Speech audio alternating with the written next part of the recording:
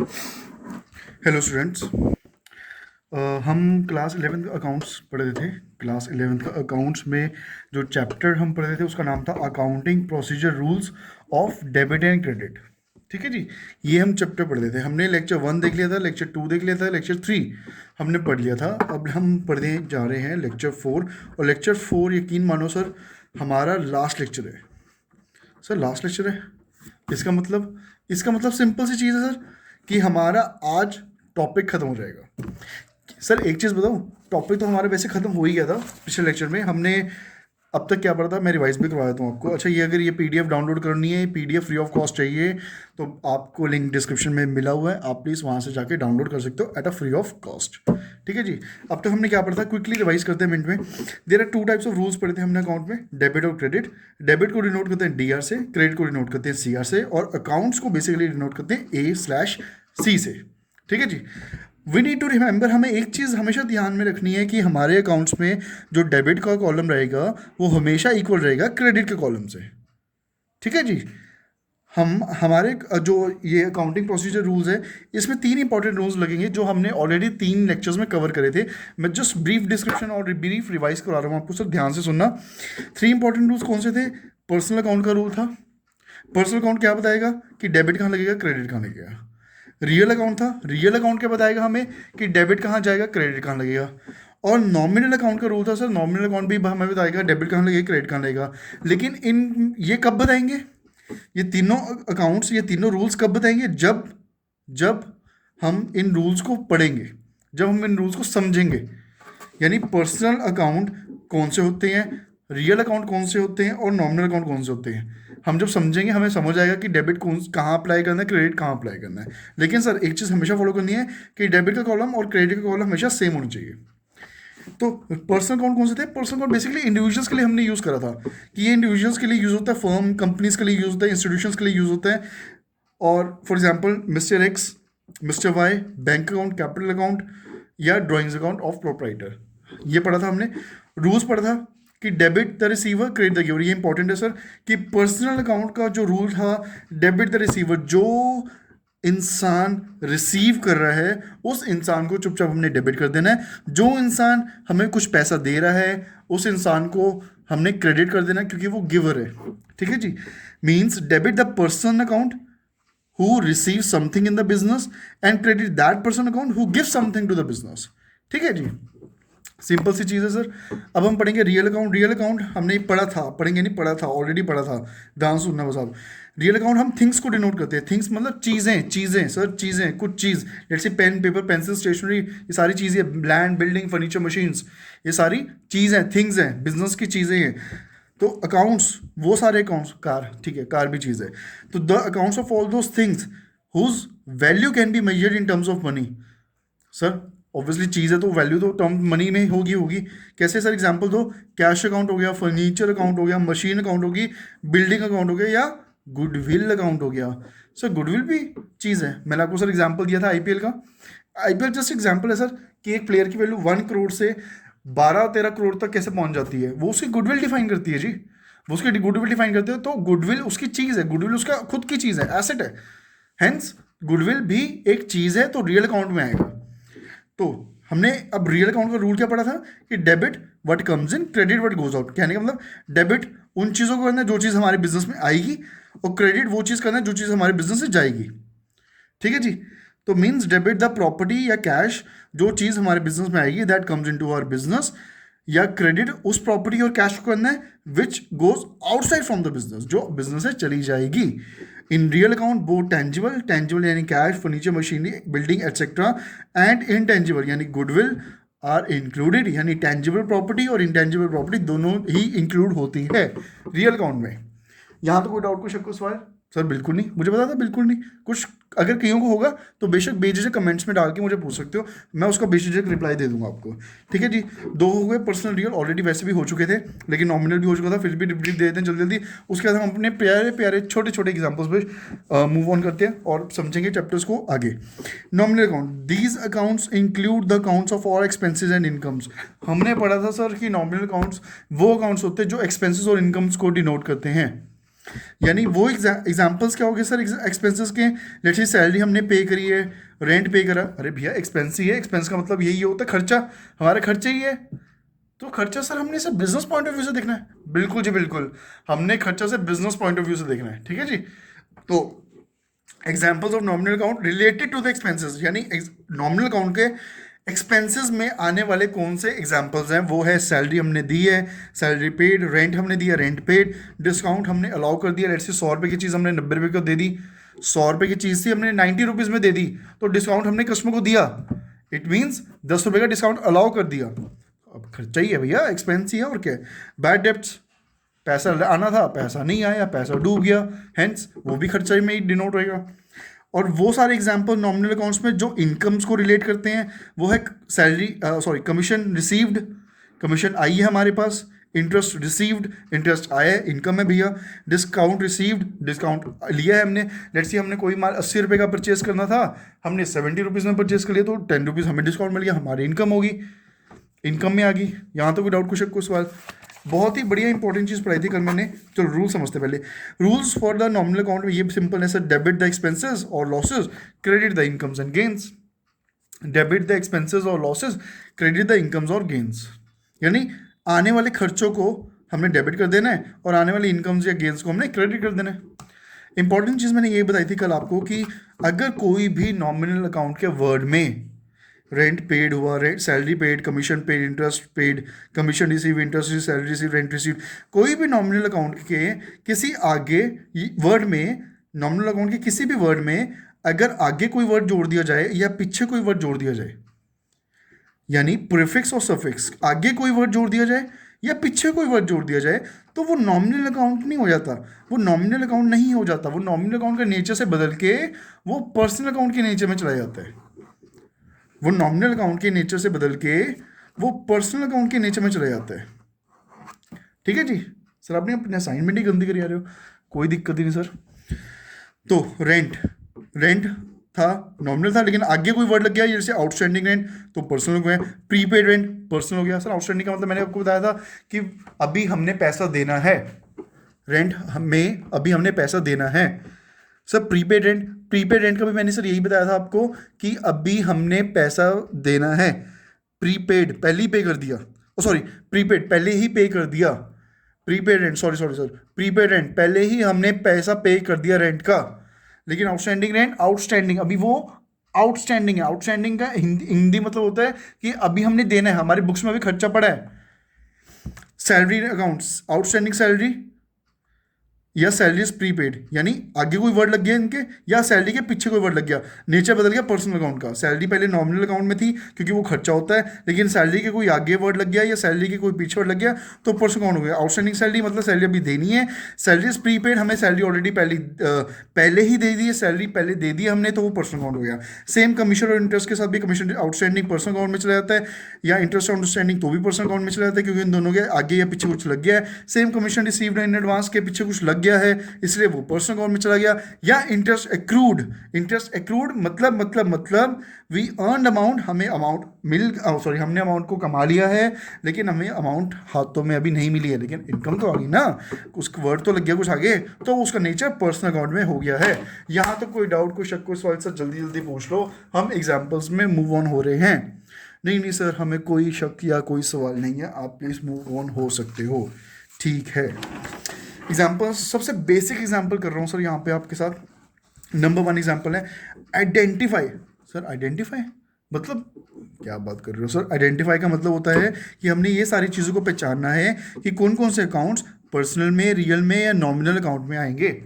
Simple सी चीज़ है sir, थोड़ा सा ऐसे कर देते हैं सर, हमने तो देख लिया, फिर कोई दिक्कत नहीं सर, ठीक है, थोड़ा सा ऐसे कर लेते हैं ताकि हमें पता चल जाए कि कौन कौन से अकाउंट्स, ये सारी जो चीज़ें हैं कौन कौन से अकाउंट्स पर्सनल, रियल या नॉमिनल में आएंगे। ठीक है जी, ध्यान सुनना।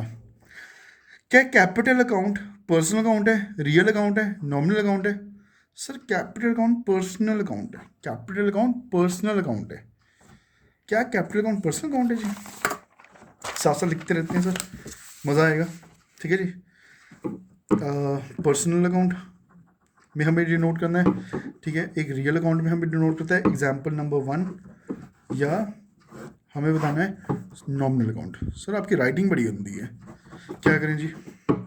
कमेंट में बताओ कि राइटिंग कैसे सुधारते हैं, मैं राइटिंग सुधार दूंगा।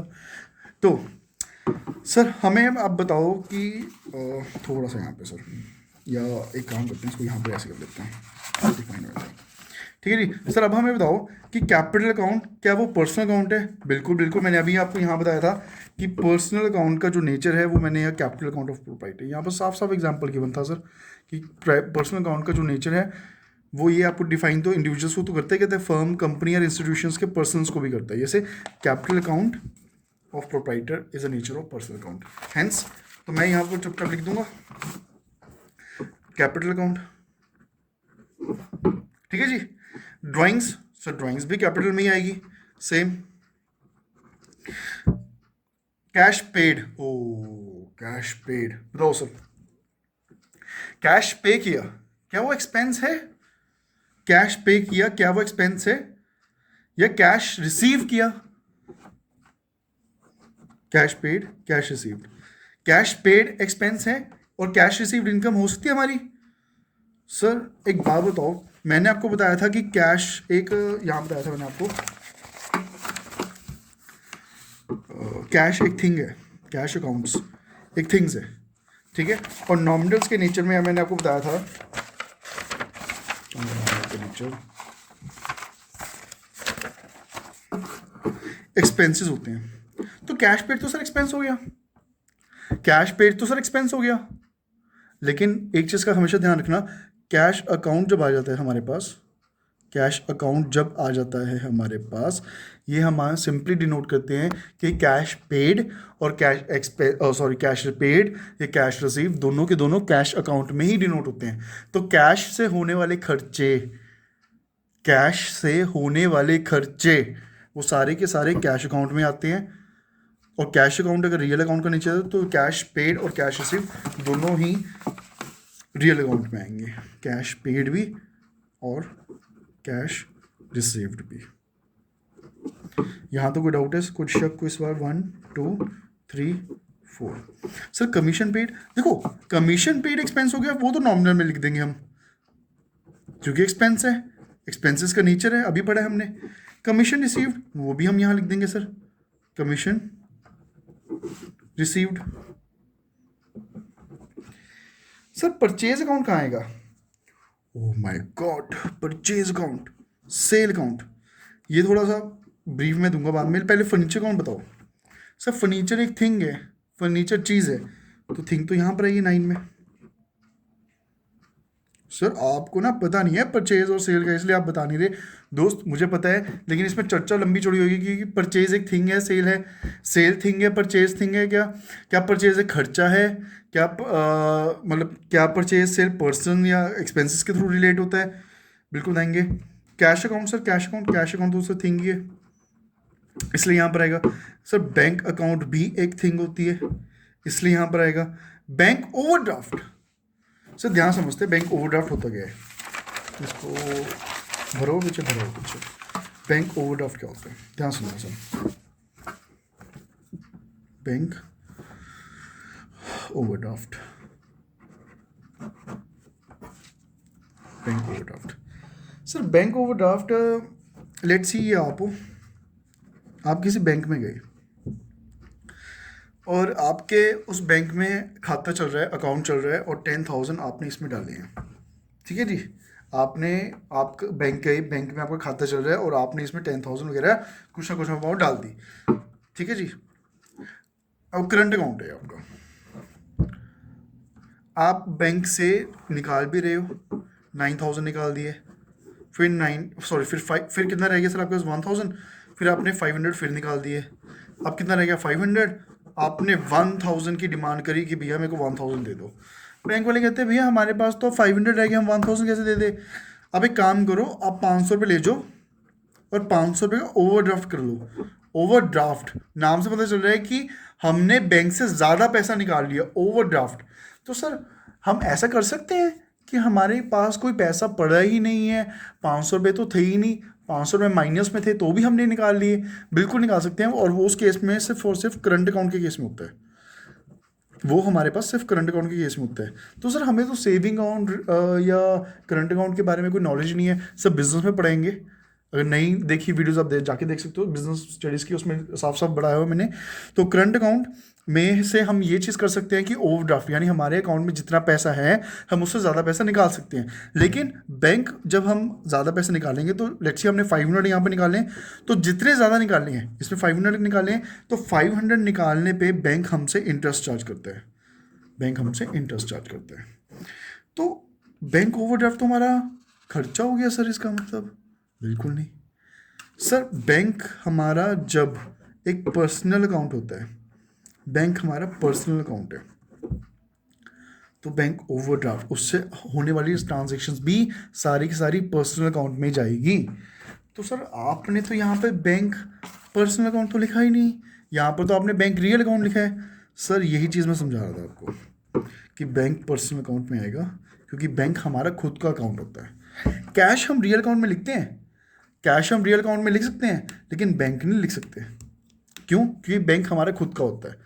मतलब बैंक तो बैंक वालों का होता है, लेकिन बैंक में पड़ा हुआ पैसा हमारा खुद है। तो सर ऐसा तो कैश पे हमारा खुद का है, लेकिन कैश एक चीज़ को डिनोट करता है, मनी वैल्यू को डिनोट करता है। बैंक मनी वैल्यू को डिनोट नहीं करता सर।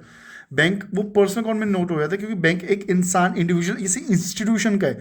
कोई भी इंस्टीट्यूशन, मैंने आपको पढ़ाया था, कोई भी इंस्टीट्यूशन में आने वाली चीज़ है वो बैंक अकाउंट से, वो सॉरी किसी कोई इंस्टीट्यूशन में आने वाली चीज़ें वो पर्सनल अकाउंट में चली जाती है। इसलिए अगर बैंक, यहाँ पर हमने पढ़ा है, अगर बैंक पर्सनल में जाएगा तो बैंक से होने वाली चीज़ें, बैंक ओवरड्राफ्ट भी पर्सनल अकाउंट में चली जाएगी। ठीक है जी। नेक्स्ट है डेटर्स। डेटर्स तो सर हमारे खुद के ही होते हैं। ओ डेटर्स खुद के होते हैं। डेटर्स सर इधर आएंगे। डेटर्स क्यों इधर आएंगे सर? डेटर्स क्योंकि हम वो एक इंसान है जिससे हमने पैसा लेना है। ठीक है जी। आगे क्या है सर? क्रेडिटर्स। सर अगर डेटर्स इंसान है तो क्रेडिटर्स इंसान नहीं होते, क्रेडिटर्स भी तो इंसान होते हैं, वो भी पर्सनल में आएंगे। Sir travelling expenses, sir expenses तो यहीं पर आएंगे ना नॉमिनल में, चाहे जो मर्जी एक्सपेंस हो। आप ही नहीं पढ़ाया था सर, एक्सपेंसेस होने वाले सारे के सारे एक्सपेंसेस यहाँ पर आते हैं। उसके बाद गुडविल। सर गुडविल तो चीज़ होगी सर। बिल्कुल सर, पढ़ाया था मैंने, तो वो यहाँ पर आ जाएगी। पेटेंट, पेटेंट भी हमारा ही होता है sir. Salary, salary account sir यहाँ पर आएगा। क्यों? क्योंकि सैलरी पेड हो सकती है, लेकिन salary outstanding, salary outstanding, salary outstanding कहाँ पर आएगा जी? यहाँ पे। क्यों? क्योंकि सैलरी अगर एक्सपेंस है, एक्सपेंस पे कोई आगे लगी चीज़ या कोई पीछे लगी चीज़, वो यहाँ पर आ जाएगी हमारी। इंश्योरेंस, इंश्योरेंस अकाउंट यहाँ पर आएगा हमारा, क्योंकि ये हमारा खर्चा है। ठीक है जी। और इंश्योरेंस प्रीपेड, क्योंकि उसके पीछे कोई चीज़ लगी, इसलिए वो यहाँ पर आ गया, इंश्योरेंस प्रीपेड। ठीक है जी। अब bad debts return of, bad debts return of, ये सर ये क्या होता है यार? बैड डेब्ट्स रिटर्न ऑफ, वो सिंपल सी चीज़ है बाबू। बैड डेब्ट्स रिटर्न ऑफ मतलब हमारा खर्चा, हमने कोई चीज़ खर्चे दी है। और बैड डेब्ट्स रिकवर्ड इनकम, जो सर लेट्स से किसी बंदे को दे आ गई, और नहीं यार इसके पैसे हमने क्यों ख़त्म करे, इसके पैसे हमने क्यों मारे, तो हम बैड डेब्ट्स रिकवर्ड यहाँ लिख देते हैं। बैड डेब्ट्स सर यहीं पर आएंगे? नहीं, बैड डेब्ट्स रिटर्न ऑफ यहीं पर आएंगे, बैड डेब्ट्स रिकवर्ड भी यहीं पर आएंगे, दोनों बंदे यहीं पर आएंगे हमारे। यहाँ तो कोई डाउट है, कोई शक है, कोई सवाल तो आप पूछ सकते हो sir. Move on with the next example. छोटा सा एग्जाम्पल है sir, example number 2। Paid ₹1000 to mister Y, paid ₹1000 to mister Y. और सर ये तो मेरा एग्जाम्पल आ गया, हमने 1000 मिस्टर वाई को दी है। तो यार इसमें दो चीज़ टच हुई है। क्या दिया? 1000 क्या दिया? क्या दिया? कैश ही दिया होगा, बट ऑब्वियस है, तो कैश हमने 1000 का मिस्टर वाई को दिया, तो दो चीज़ टच होगी। मिस्टर वाई क्या होता है? पर्सनल अकाउंट में आता है, क्योंकि वो ह्यूमन बींग होती है। कैश क्या होता है? कैश रियल अकाउंट में आता है। क्यों? क्योंकि वो एक थिंग में होता है। ठीक है जी। तो 1000 अब कैश आ रहा है जा रहा है, कैश आ रहा है जा रहा है, कैश जा रहा है, पेड है, पेड है ना, कैश जा रहा है, तो goes out, goes out. Real account में हमने ये चीज़ पढ़ी थी, debit word comes in, credit word goes out, debit word comes in, credit word goes out, तो ये क्रेडिट हो जाएगा क्योंकि ये जा रहा है। और पर्सनल अकाउंट में हमने चीज़ पढ़ी थी, debit the receiver, debit the receiver और क्रेडिट द गिवर, ठीक है जी। अब paid 1000 to mister Y, mister Y को हमने 1000 पे करे, तो ये ले रहा है अमाउंट या दे रहा है अमाउंट? सर बट ऑब्वियसली ले रहा है, तो ये रिसीवर बन गया, तो ये डेबिट हो जाएगा। तो हेंस मिस्टर वाई डेबिट होएंगे और कैश क्रेडिट हो जाएगा 1000 से। सर इसको लिखना कैसे है? आपने ये तो बता दिया, लिखना कैसे? अब सर तरीका बता देता हूँ। डेबिट को हम हमेशा ऊपर लिखते हैं और क्रेडिट को हम हमेशा नीचे लिखते हैं। यानी लिखते कैसे? मिस्टर वाई अकाउंट ऐसे लिखेंगे, डेबिट थोड़ा सा स्पेस देके टू कैश अकाउंट, थोड़ा सा स्पेस देके टू कैश अकाउंट 1000 एंड 1000, ठीक है जी। जर्नल ऐसे बनता है आपका, आगे पढ़ाऊंगा जर्नल, वैसे थोड़ा समझ लेते हैं बस ऐसे कि mister Y to cash debit होता है, ये क्रेडिट हो गया। लेकिन इसमें क्रेडिट ऐसे नहीं लिखते, क्रेडिट डेबिट में ही सिर्फ डी लिखते हैं। मिस्टर वाई अकाउंट सर क्यों लिखते हैं? क्योंकि फॉर्मेट ऐसा ऐसे, जब आप बड़े हो जाओगे ऐसा फॉर्मेट रहेगा ही नहीं, क्योंकि वो आप टैली वगैरह पे काम करोगे या मार्क पे काम करोगे या कोई अकाउंटिंग पर्सनल अकाउंटिंग सॉफ्टवेयर पे काम करोगे, तो उसमें ऑलरेडी सब कुछ बना होता है। लेकिन लेकिन लेकिन सीखना ज़रूरी है, क्योंकि उन अकाउंटिंग सॉफ्टवेयर में भी आपकी नॉलेज ही काम आती है, जिसकी मदद से आप आगे बहुत सब कुछ कर सकते हो फाइनेंशियल अकाउंट्स के थ्रू, ठीक है जी। तो मिस्टर वाई को डेबिट कर दिया हमने क्योंकि वो रिसीव कर रहा था पैसा, और कैश को हमने क्रेडिट कर दिया क्योंकि कैश हमारी हाथों से गया है।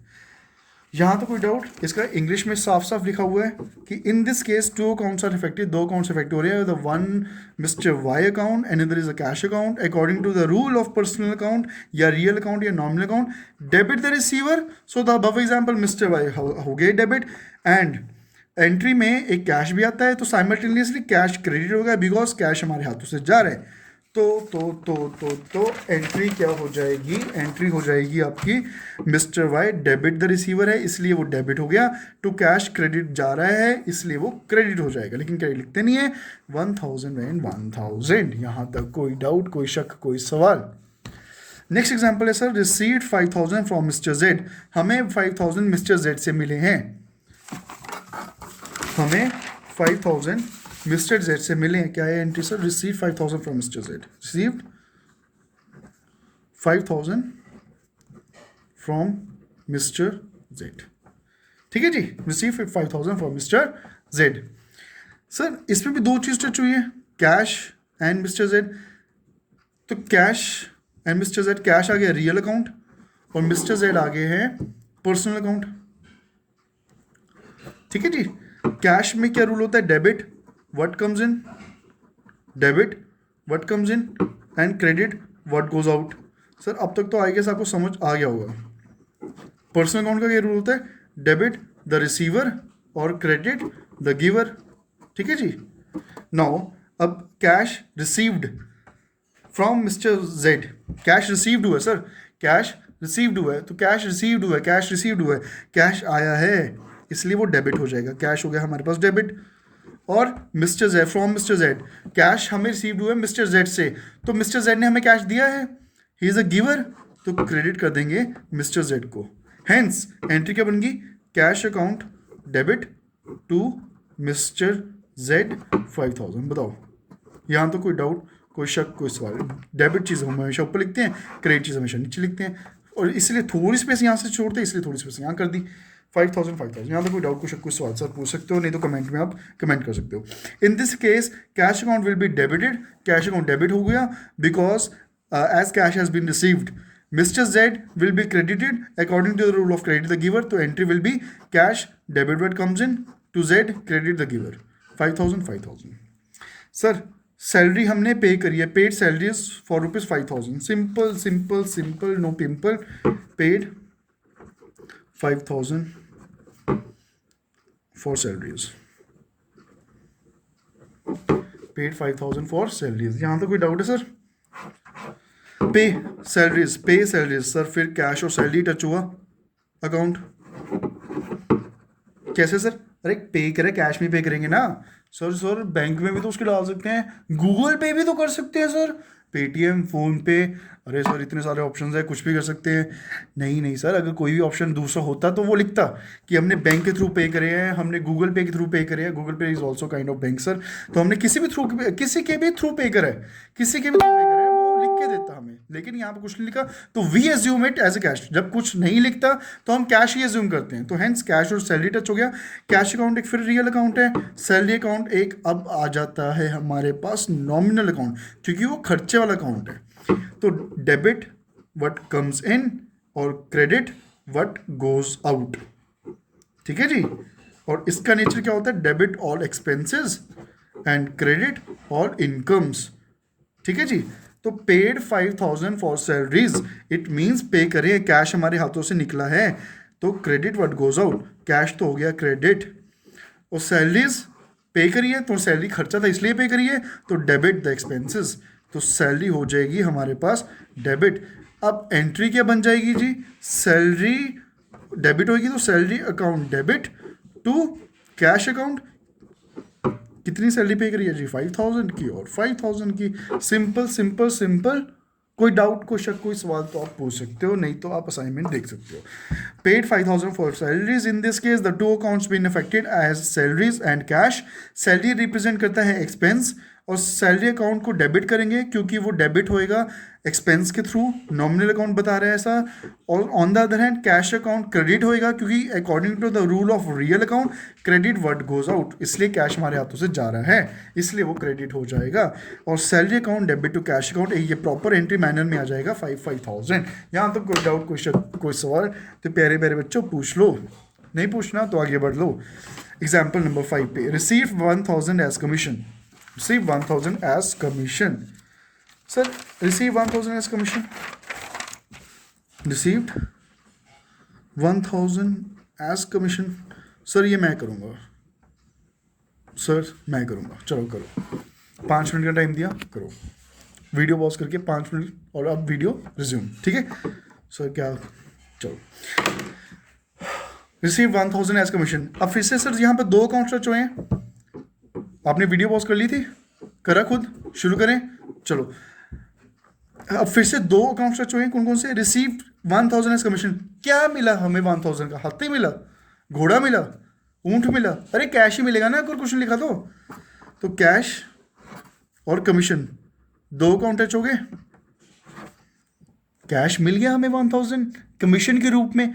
रिसीव कैश 1,000 एज कमीशन, जब क्वेश्चन लिखा होता है तो कैश ही अज्यूम करते हैं, बैंक या गूगल पे या फोन पे पेटीएम तो उसने करा ही ना, तो 1,000 एज कमीशन। अब कैश हो गया हमारा रियल अकाउंट, रियल अकाउंट में डेबिट कम्स इन या क्रेडिट गोज आउट, और कमीशन एक इनकम मानी जाती है, यहाँ पर इनकम का सोर्स होता है, वैसे एक्सपेंस भी मानी जाती है, चाहे इनकम लो चाहे एक्सपेंस लो, जाना तो नॉमिनल अकाउंट में ही है, तो नॉमिनल अकाउंट।